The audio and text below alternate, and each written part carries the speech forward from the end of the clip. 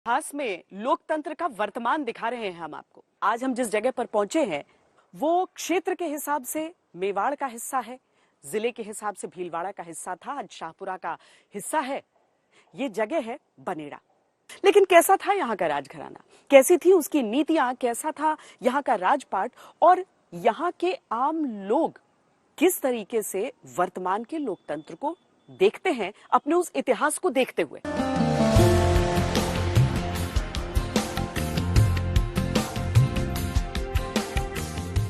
महाराणा भोपाल सिंह जी ने मेरे पितामह अमर सिंह जी को राजा के साथ में धीराज की पदवी दी थी। अच्छा। तब से राजा धीराज की पदवी हम पर स्थापित हुई।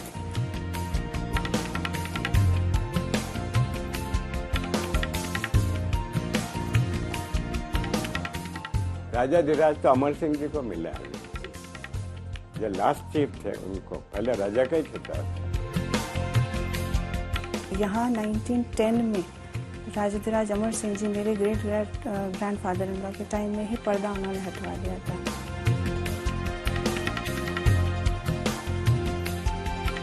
बनेड़ा को मेवाड़ के एस्पेक्ट में जाना माना है, कोई परिचय की जरूरत नहीं।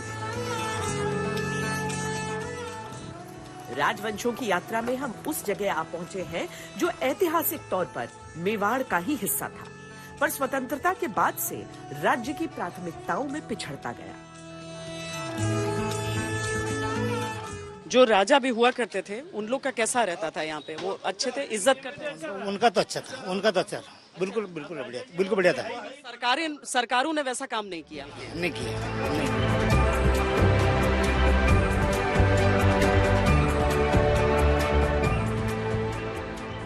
लोकतंत्र में चुनावों की बात करें उससे पहले हम बनेड़ा के राजवंश से आपका परिचय करा देते हैं। भले ही संवैधानिक रूप से रजवाड़े नहीं रहे, लेकिन परंपरा आज भी जीवित है।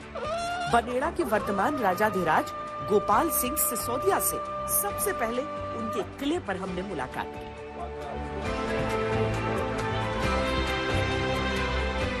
मुझे अपने राजघराने का महत्व बताइए कि अगर हम मेवाड़ के भीतर समझें तो क्या इम्पोर्टेंस, क्या दर्जा?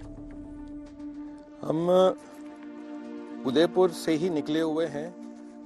महाराणा राज सिंह जी की संतान थे भीम सिंह जी, और भीम सिंह जी ने इतने महान कार्य करे और आसपास के जितने भी राज्य थे और खासकर जो मुगल साम्राज्य था उनसे लोहा लिया और उन्होंने कई महत्वपूर्ण युद्ध के अंदर मुगल सेना को परास्त किया। हमारे पूर्वज की बहुत ख्याति रही है मेवाड़ के अंदर। जो कोर्ट के अंदर जो बैठने का मतलब, कहते हैं सामने बैठते थे, क्या मतलब हुआ इसका? हमको मेवाड़ से जागीर नहीं मिली है, हम 16 उमरावों के अंदर भी नहीं आते हैं, क्योंकि हम महाराणा परिवार से हैं, महाराणा के हम भाई बेटे हैं। इसलिए हमारी जो दरी खाना जब लगता है महाराणा साहब का, तो हमारी बैठक महाराणा साहब के सामने होती है। अच्छा।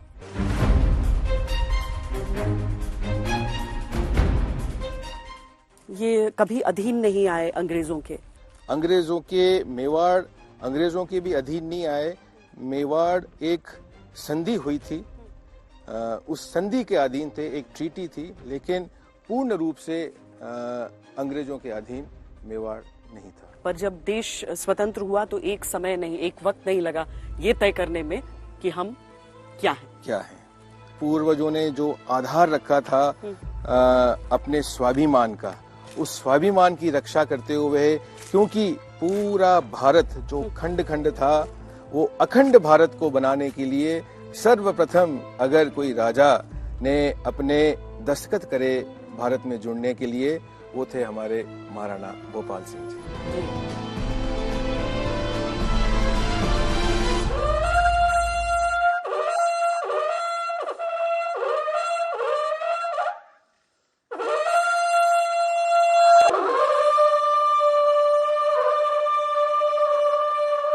वैसे भी मेवाड़ तो एक लौता क्षेत्र है जहाँ पर एक घोड़े की पूजा एक वीर के बराबर की जाती है और मंदिर तक स्थापित है। चेतक का। चेतक का अश्व पूजन होता है हमारे यहाँ मेवाड़ के अंदर, तो वो उसी बात की निशानी है। और ये जो नाल है आप देख रहे हैं, इतनी बड़ी नाल, ये दर्शाता है कि घोड़े उस समय कैसे हुआ करते थे। स्वतंत्रता के बाद रजवाड़ों में बहुत परिवर्तन आया, तो पहले जिस तरीके से ताजपोशी होती थी, क्या अब भी होती है? क्या एक परंपरा के तौर पर उसे आज निभाया जाता है? परंपरा वैसी ही निभ रही है। इसका उदाहरण आपके सामने मैं हूँ। अभी 2 वर्ष पूर्व मेरे पिता का देहवासन हुआ।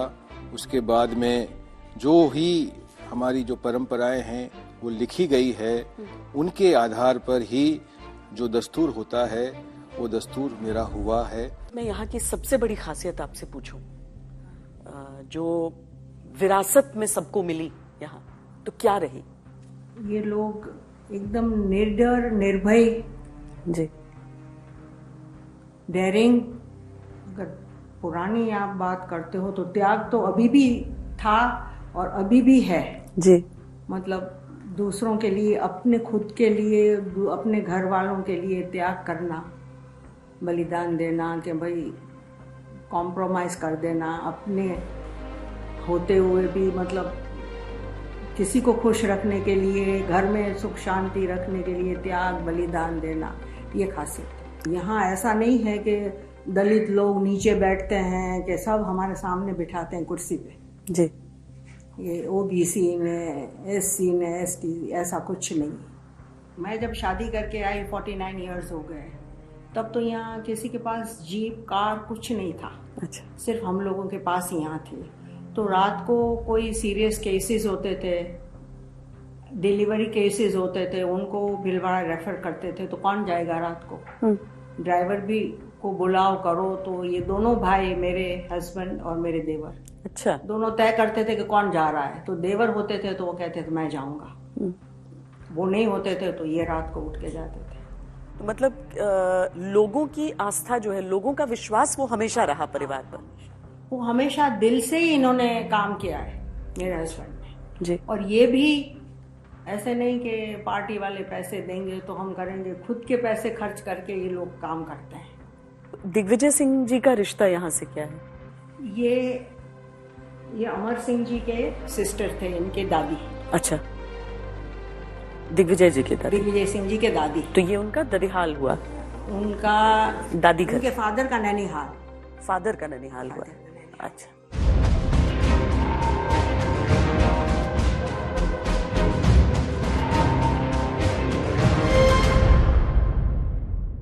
मेरा पीहर आलनियावास है, जो अभी प्रेजेंट नागौर डिस्ट्रिक्ट में आता है। एंड वी आर सिरायत ऑफ जोधपुर राजघराना। जोधपुर राजघराना के क्लास 1 फ्यूडल लॉर्ड्स हैं हम लोग। और मीरतिया माधव दासोत क्लैन है हम लोगों की। मीरा जी भक्त शिरोमणि का नाम सुना होगा आपने, उनके भाई राव जयमल जी, उनके हम वंशज हैं। हमारे एंसेस्टर्स बहुत ही वीर, और कभी न ब्रिटिशर्स के आगे झुके, न मुगलों के आगे झुके। मैं अपने आप को बहुत फॉर्चुनेट मानती हूँ कि मैं यहाँ शादी होके आई, क्योंकि एक हिस्ट्री तो है ही बिल्कुल। महाराणा प्रताप के वंशज यहाँ के, इतनी शौर्यवान यहाँ के रूलर्स रहे। उसके अलावा जो अभी का प्रेजेंट परिवार, मेरे फादर इन लॉ, वो राजनीति के उसमें जुड़े हुए मेंबर ऑफ पार्लियामेंट रहे 2 बार। मेरे फादर RAS ऑफिसर रहे, तो दाता फरमाते कि डैडी आपको नीली बत्ती की गाड़ियों में घूमने की आदत है, पर ये अब आपको छोड़नी पड़ेगी। मुझे ऑटो में लेके सब जगह पधारते, लोगों से मिलवाते, गांव के लोगों से मिलवाते, अजमेर में मोची से मिलवाना, उनके जो पान वालों से मिलवाना, हर किसी से, और बड़ी खुश होकर बताना कि ये मेरी बहू। मेरे mother in law, she is such a simple lady, down to earth. हमेशा मैंने उन्हें लोगों से मिलते देखा, हर तबके के लोगों से।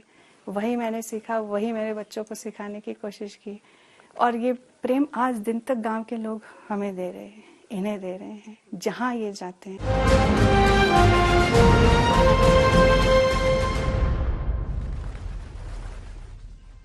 मेवाड़ के पर्सपेक्टिव में देखें तो वैसे तो मेवाड़ में बनेड़ा अपने आप में सबसे आधुनिक रहा है, चाहे वो एजुकेशन का फील्ड हो, क्योंकि सबसे पहले गर्ल्स स्कूल भी यहीं खुली थी। बनेड़ा में हमारी फैमिली के द्वारा बिजली भी सबसे पहले यहाँ प्रोवाइड कराई गई थी। इनफैक्ट यहाँ पे बिजली खुद जनरेट करके गांव में सप्लाई होती थी। अच्छा। ऐसी बहुत सारी उपलब्धियां हैं। उदयपुर से बराबर एजुकेशन का लेवल था, इवन गर्ल्स एजुकेशन। सो बनेड़ा अपने आप में हमेशा नोन रहा है। अनाज की मंडी भी यहाँ सबसे बड़ी रही है। ऑलमोस्ट सारे ही फील्ड में रेवेन्यू के पार्ट में भी आगे ही रहा है। भीलवाड़ा में 7 विधानसभा सीटें आती हैं। असिंध, मांडल, सहाड़ा, भीलवाड़ा, शाहपुरा, जहाजपुर और मांडलगढ़। शाहपुरा अब एक नया जिला घोषित किया जा चुका है। इसके अंदर 2 तहसीलें हैं, तहसील शाहपुरा और तहसील बनेड़ा। शाहपुरा में अब तक हुए चुनावों में 5 बार बीजेपी को जीत मिली है, जबकि 2 बार कांग्रेस के खाते में जीत गई थी। रजवाड़ों का इतिहास आपने देखा, लेकिन लोकतंत्र को लेकर, आज के चुनाव को लेकर क्या कहते हैं सब? बनेड़ा में सब ठीक है या कुछ समस्याएं हैं, कुछ चीजें हैं जो आप लोग को और चाहिए? वर्षों से बनेड़ा पिछड़ रहा है और राजनीति के कारण सदा से पिछड़ता रहा है। वोट तो आप ही लोग देते हैं, तो क्या सोच के देंगे इस बार? इस बार तो सोचिए विकास के नाम पे देंगे। मतलब पार्टी के हिसाब से या व्यक्ति के हिसाब से? पार्टी के हिसाब से, पार्टी के हिसाब से। जिसकी सरकार बन सकती? बिल्कुल बीजेपी की बनेगी। अच्छा, ये आपने तय कर लिया? बिल्कुल तय कर लिया। चांद पे पहुंच गए, सब काम कर रहे हैं, और क्या करेंगे? अच्छा, राज्य में आप लोग बदलने के मूड में? बिल्कुल बदलने। रोजगार नहीं है? रोजगार बहुत कम है मैडम। बाकी मेघवाल जी 2 बार पिछली बार सबसे हाई वोटों से यहाँ से जीत के गए थे। वापस शकल नहीं दिखाई मेघवाल जी ने। गढ़ है यहाँ पे, बीजेपी का गढ़ है यहाँ पे। मेघवाल जी ने यहाँ पे इतनी ज्यादा गत बगाड़ी, इसकी हद ही नहीं है। 2 बार। और प्रकाश सिंह जी जीते हम यहाँ पे जिंदे थे ना, ऐसा काम करके गए थे ना, और जिला शाहपुरा भी नहीं बनता, भीलवाड़ा ही रहेगा। इसलिए प्रकाश सिंह जी जाने के बाद ऐसा कांड होने लगे यहाँ पे जिसकी हद ही नहीं है। तोड़ दिया अलग, उससे नुकसान है। तोड़ दिया जिला। अभी हमारा 22 किलोमीटर जिला पड़ता है भीलवाड़ा, और हमको इधर 32-33 किलोमीटर दूर भीलवाड़ा में डाल दिया। अगर पहले सारा रोजगार भीलवाड़ा से चल रहा है, बनेड़ा का जो भी आदमी मजदूर जो भी जाता है भीलवाड़ा जाता है, शाहपुरा नहीं जाता है। सारी रोजी रोटी जहाँ से भी आती है वो भीलवाड़ा से आती है, और हमको इधर डाल दिया। ये तो राजा के समय में भी शाहपुरा तो अलग था और बनेड़ा अलग था ना? अलग अलग ठिकाने थे दोनों। अब उसका हिस्सा इसको बना रहे हैं। हाँ, इसको बना रहे हैं। एक बात स्पष्ट समझ में आती है, चाहे शासन राजा का हो या फिर नेता का हो, उनका जो रुतबा होता है उनके पद के कारण नहीं होता है, बल्कि भलाई का जो काम होगा वही निर्धारित करेगा कि आने वाली पीढ़ियां उन्हें किस रूप में देखती है।